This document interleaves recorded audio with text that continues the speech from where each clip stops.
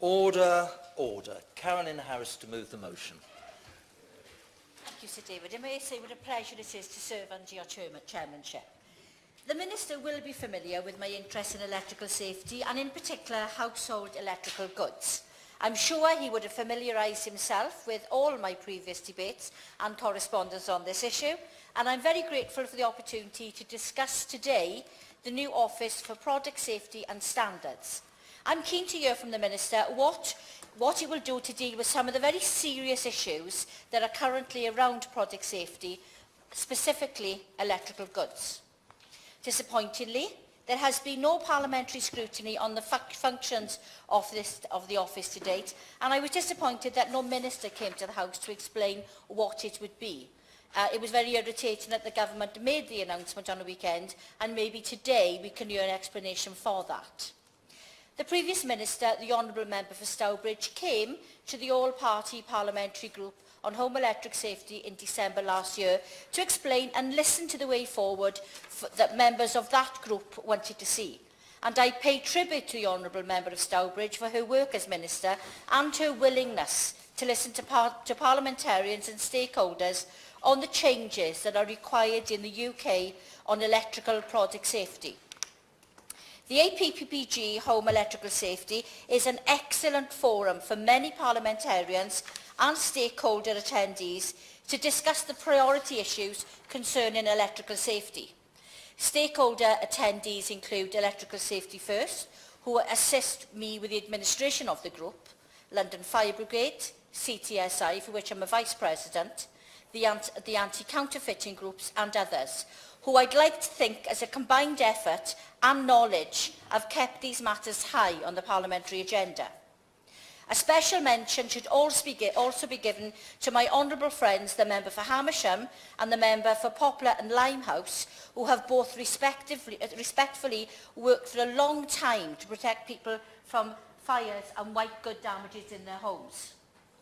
Our next meeting is next Tuesday, and I would like to extend an invitation to the Minister to come and listen to a presentation from eBay on what they are doing to prevent counterfeit electrical goods being sold on their platform, an issue, in my opinion, that has got widely out of control in recent years, and, if I'm honest, piqued my initial interest in this subject when I had my first debate on this matter in this very room.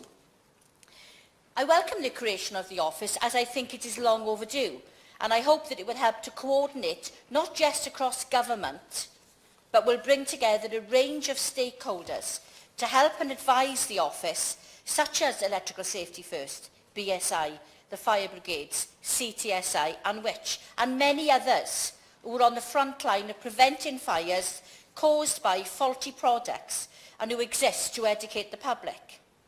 I think the office does now need to reach out to those organisations. So I question, what is the office now going to do to engage stakeholders? The Minister will be aware that I have corresponded previously with the Department on what I think should be the priority areas.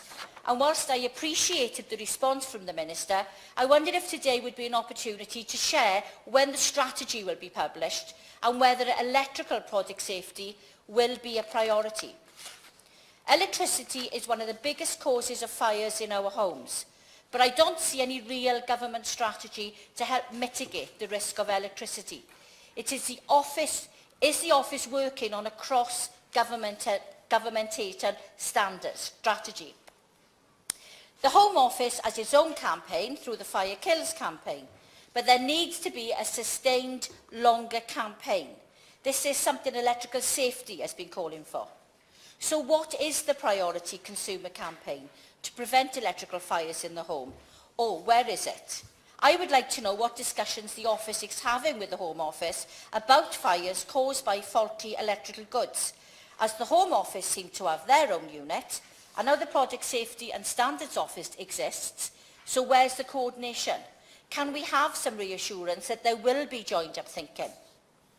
I note from the office's website, one of the first announcements last month was on teaming up with BSI, the UK's national standards body, to launch the first government-backed code of practice for product safety recall in the UK. and this is a welcome step and is backed by government. But can the Minister outline whether there will be a government campaign for consumers on product safety in the strategy? Whilst initiatives like Register Your Appliance exist, where is the government-backed consumer campaign on electrical goods? There have been significant consumer awareness campaigns from organisations such as Electrical Safety First, and London Fire Brigade, particularly on plastic-backed fridges, white good fires, counterfeit electric goods, and why recall goods are openly being sold. The office must get to grips with this issue. From my own personal perspective, I don't think it's right that counterfeit electrical goods are being sold openly online by the likes of Amazon and eBay.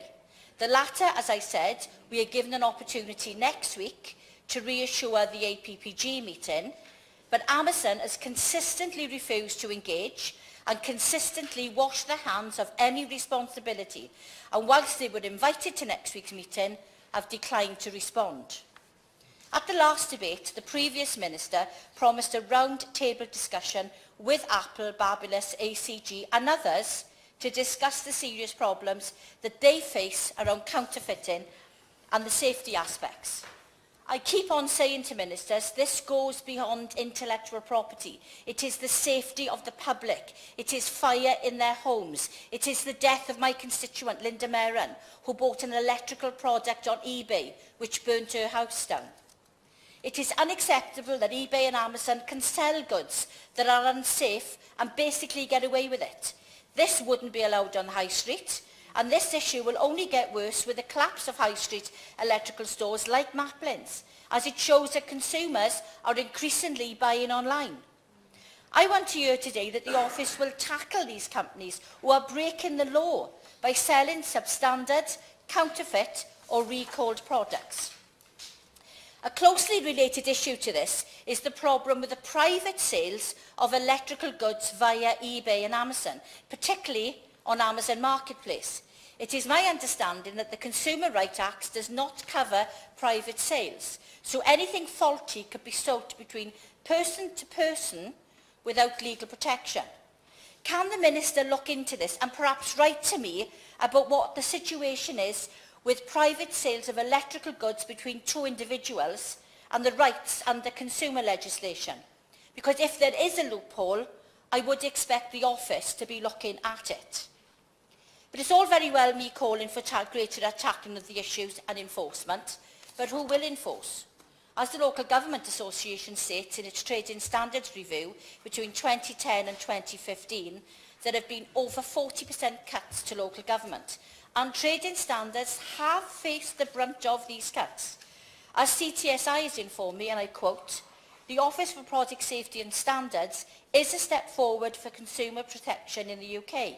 However, there is still a pressing need to ensure frontline trading standard services have the resources to fulfil their duties to protect the public, as was noted by the BIS Select Committee, Liz Foleswood and the National Audit Office."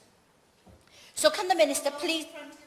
I certainly will. I thank my honourable friend for giving way and congratulate her for all the work that she's done in identifying these very serious issues. She mentions trading standards, and of course the National Audit Office have identified the issues about the funding gap in trading standards. But I think there's another issue as well, which is that local trading standards are responsible for businesses in their area.